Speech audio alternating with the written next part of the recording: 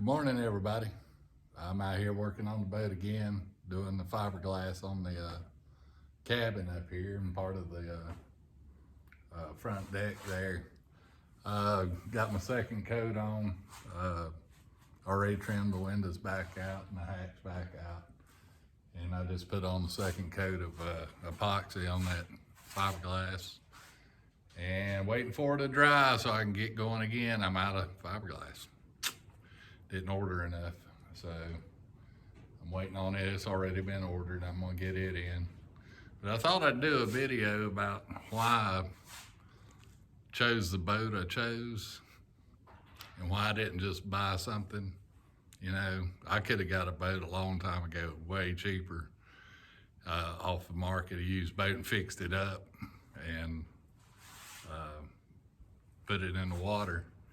But money, I would be limited to what I could get. Monohull probably.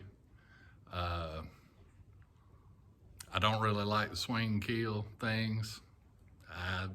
Didn't seem safe to me. Probably are. I don't know. I'm sure there's plenty of people that sail them and they do just fine. But what I done is I watched a lot of sailing channels and I watched all the mistakes they made. What got them in trouble? You know, and it's simple stuff like the rudder, a spade rudder. Don't like those. Lots of problems with them. A lot of them fail, you know, or get hung. I've seen them tide change and wrap the anchor rod around the keel or the rudder, and it'll be pulling sideways over till you might have to cut your anchor loose just to get out of the situation, then go back and pick the anchor up. And so I don't like those straight keels down in the water, 5-6 foot of keel under there. This boat's got 18-inch draft. You need a little more than a bathtub to float it. And you can beach it. I like that. The rudders are on the back and protected by the keel, so nothing can get wrapped around them. And that's two of the things. Some of the channels I like is Project Atticus. Great folks. I love their videos, especially their how-to and fix-up, you know, project things. They really pay a lot of attention to detail, and I think it'll pay off safety-wise. I'm sure it will. But they're a hoot to watch. I really like them. Sailing Uma. That was probably the first one I ever watched was Don't Buy a Couch. I wish I hadn't. I already got a couch, so I got to deal with it. But yeah, those two really influenced me. I watched them fix those boats. Both of them bought older boats and fixed them up. And I think one of them's 34, one of them's 30 foot. Catch, I'm not real keen on a catch, single-handed. I'm probably gonna be single-handed a lot, so didn't really want the catch. I know I could do it, but it's just one more thing. Let's see, what else? The keel and the draft on the boat. I saw one, a Sailing Turtle, I think was the name of it. This couple went to the Bahamas on a little 26-foot monohull. And they kept wrapping the anchor rod around the keel and the rudder. And the tide would change and move the other way, and they'd pull the boat around and wrap around it and get hung up and start, you know, the tide is pushing the boat sideways and it can't go anywhere because the anchor's got it on it's on the hook. It can't go nowhere.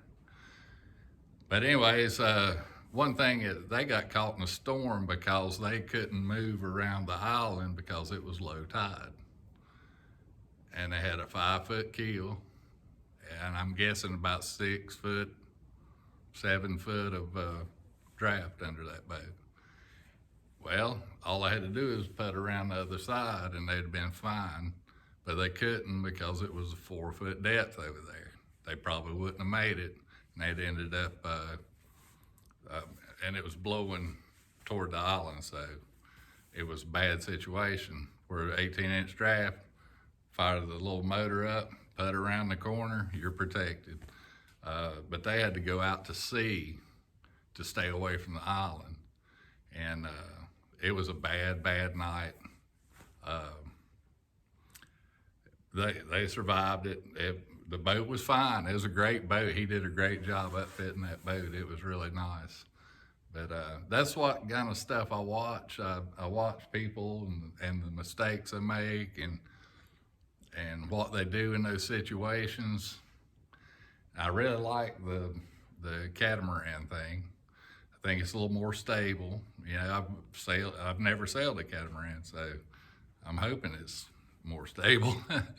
But yeah, it's small, and that's what I can afford.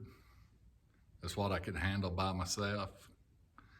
And this boat is around 2,000 pounds completed. So it's lightweight. I can trailer it. That's another thing. I didn't want to pay big fees to park a boat somewhere. And so if I can get this back to a ramp, I can actually back in the water and pick this thing up and take it home and do away with all those fees and stuff. And I probably won't do that much sailing in the summertime and hurricane season. It'll probably be more winter and spring. So that's what some of the things, the reasons I like this boat. And I'm a sucker for Polynesian stuff. You know, it's pretty awesome. Good look to it. I changed it around a little bit from the plans, but it still has that look.